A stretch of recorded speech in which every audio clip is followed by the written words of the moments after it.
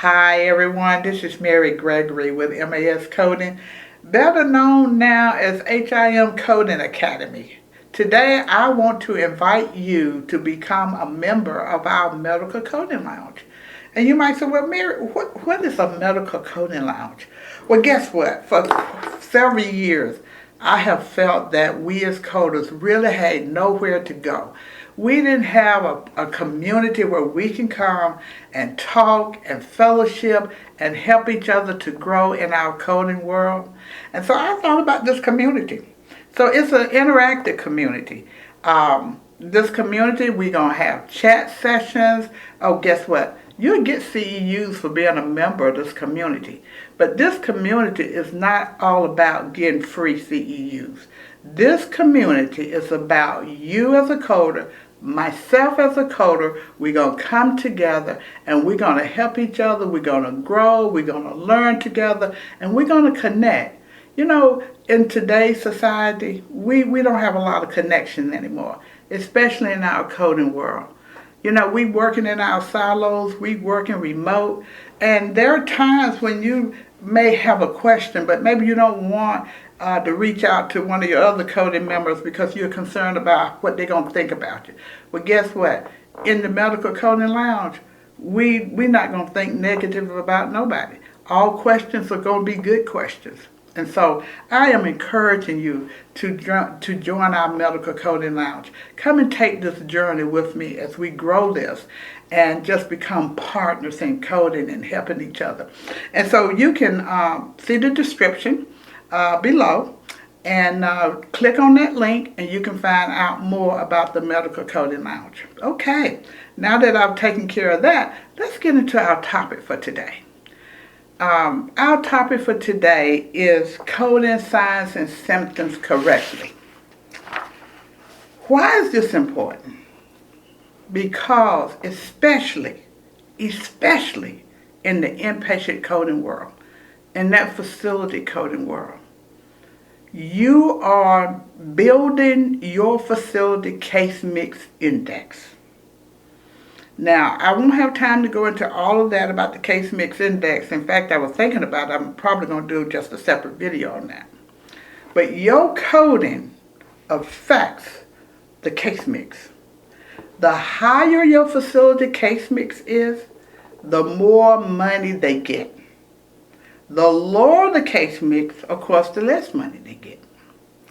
Signs and symptoms, when coded as principal diagnoses, lowers the facility case mix. So let's talk about that. Why am I seeing so many cases with signs and symptoms as principal diagnoses? Let's explore this a little bit. First, what is a symptom? A symptom is subjective. That's something a patient may come in and say, I got a headache. Well, a physician cannot touch that headache. They cannot see that headache. So they have to depend on the patient. Your sign is objective. See, symptoms are subjective. Your sign is objective. Somebody come in and got a fractured leg, you can see it. Somebody come in, they got a mass, they can feel it. They can see a lump. But nevertheless, whether it's a sign or a symptom, you have to know the coding guideline in order to code these things properly. So let's look at the official coding guidelines. You want to go to section 1, the conventions and general coding guidelines. That's where you want to go. And you're going to look at 1B4, 1B5, B as in boy, and 1B6. 1B4 says signs and symptoms. Codes that describe signs and symptoms should not ordinarily be a principal diagnosis in that facility coding world. Now, there are going to be times it will be, but it shouldn't be your norm. The other thing is that your signs and symptoms also, you have to know as a coder when they are integral to a condition, to a disease process. If that sign, if that symptom is integral to that disease process, you do not code it. And it certainly should not be the principal diagnosis. Okay? Now, you have to realize you are a critical thinking coder. You are a coder and you are getting paid to think. If you're using a CAC, a computer assisted coding tool, it is your responsibility to make sure that whatever code it gives you, especially if it's assigning your principal, is it accurate? Is it correct? That is your responsibility as a coder. Conditions that are not integral, okay, signs and symptoms that's not integral to a condition. You may code that as a secondary, but once again, you don't want it to be principal, okay?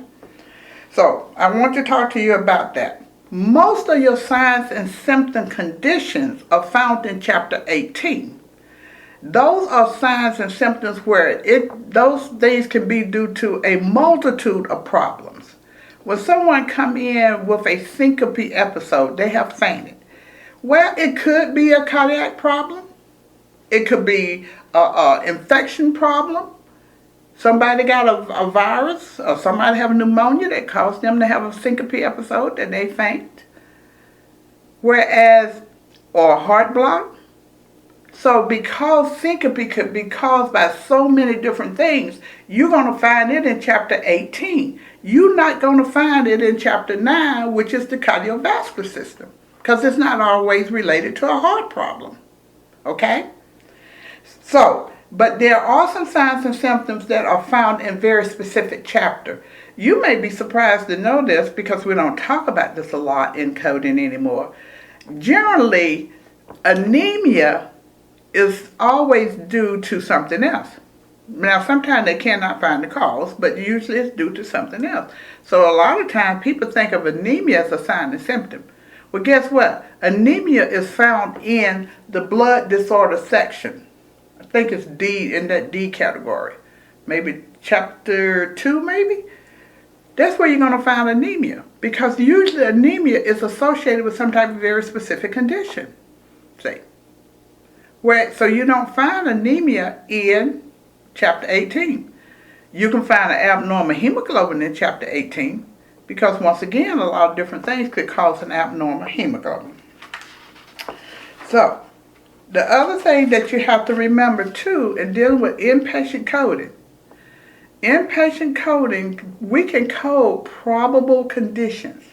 We can code conditions that are not ruled out but treated as if the patient had the condition. So if someone come in with abdominal pain, suspected as being due to cholecystitis, I'm not going to code abdominal pain as my principal, and neither should you. Cholecystitis should be your principal, okay? All things being equal. They worked them up, they treated as cholecystitis, but they wasn't just quite sure. They was pretty sure, but wasn't quite sure. And so the physician may say, okay, I'm going to say abdominal pain due to acute cholecystitis. Okay? And so you have to, as a coder, one of the things I think is happening in the documentation is that maybe the physician don't always relate these symptoms to that very specific condition. But you are a coder and you're getting paid to think.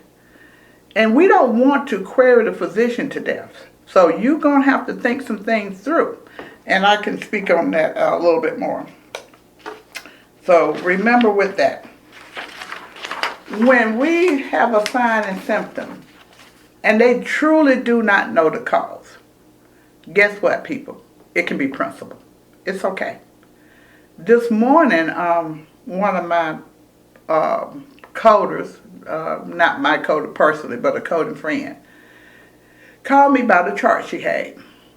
And this was a patient that stayed 2 days as an inpatient. And they said the patient was discharged with an abnormal EKG. Really, people? Nobody stayed in the hospital 2 days because they have an abnormal EKG. What was the reason behind the abnormal EKG? Well, the patient had a pacemaker. And so the patient was having some chest, he called it sharp feeling in his chest. So he was feeling some things going on in his chest.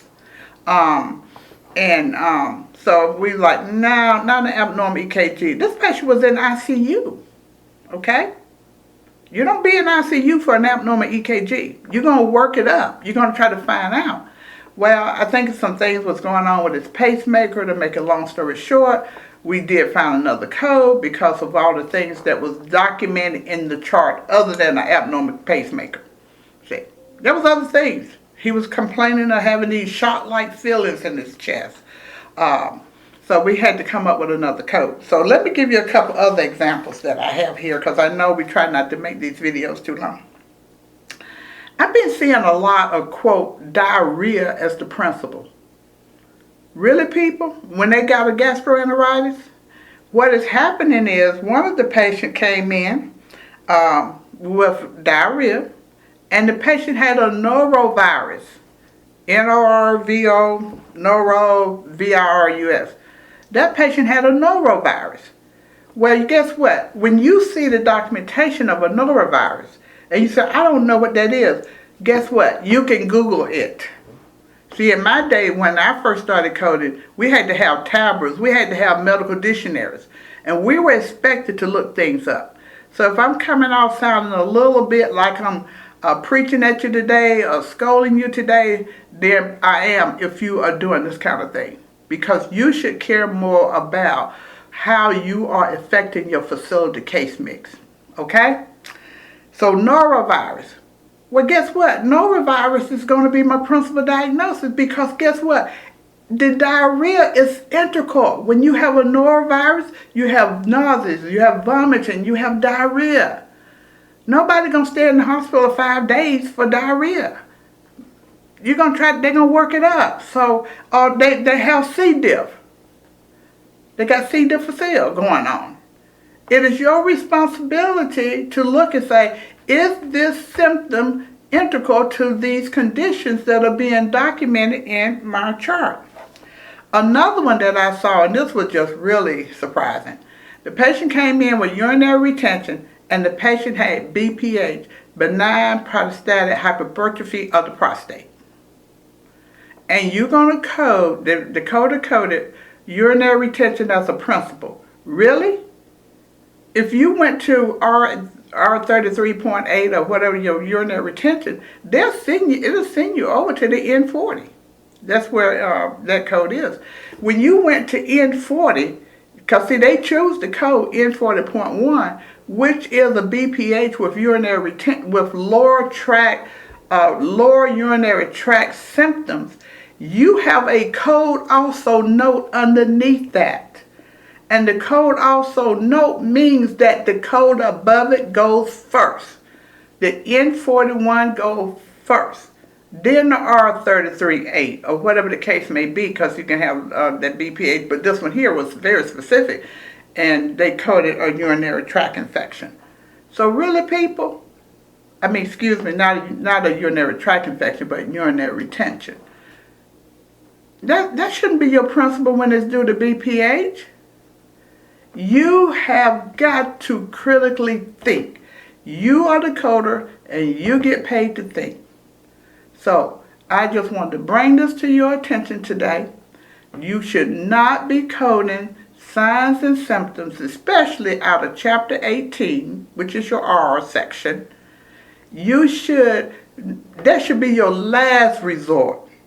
Make sure that you're looking at your documentation, and it's your responsibility to know the pathology of disease, the pathophysiology of disease. That's your responsibility. If you don't know it, guess what, people? I'm going to go look it up. I can Google it, or Safari it, or Bing it, whatever you like to use.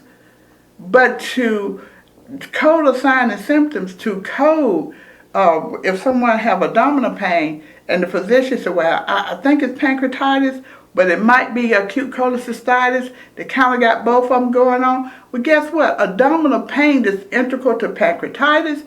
It's integral to cholecystitis. So you want to choose one of those to be your principal diagnosis, not abdominal pain. So let's Pay attention to our documentation. Learn, this is where you as a coder, you want to become that $1 million coder. That's what you want to become. Guess what? Then you're going to have some $1 million thought processing. You're going to have some $1 million critical thinking skills. And then you can make the $1 million over 7 years. But just don't, I'm not going to pay. If I was hiring coders like I used to, and my coder put a diarrhea first, well, before I jump on them, I'm going to go look at the chart. So, so I'm going to look at that chart and say, okay, let's make sure, that's all it was. That just plain diarrhea. They really couldn't find out why the patient was having it. I'm going to be okay. But if I look in that chart and I see where that patient got C. diff and you coded diarrhea first, oh yeah, that's going to be a problem. See, I know I'm not supposed to talk that way. We have to be gentle now. But guess what? I want you to make it as a coder. I want you to succeed as a coder. I don't want you losing your job because of things that you should know. That's basic coding, okay? Well, anyway, I am going to go. Don't forget, I'm on TikTok. I'm on TikTok. I wrote, it's called Mass Coding Academy on TikTok. So join me on TikTok. Join me on Facebook. Join me on LinkedIn, Instagram, Twitter. Don't do a whole lot on Twitter. And more than that, I want you to join me in the Medical Coding Lounge where we can come together and have some wonderful and great discussions like we had today. Talk to you later.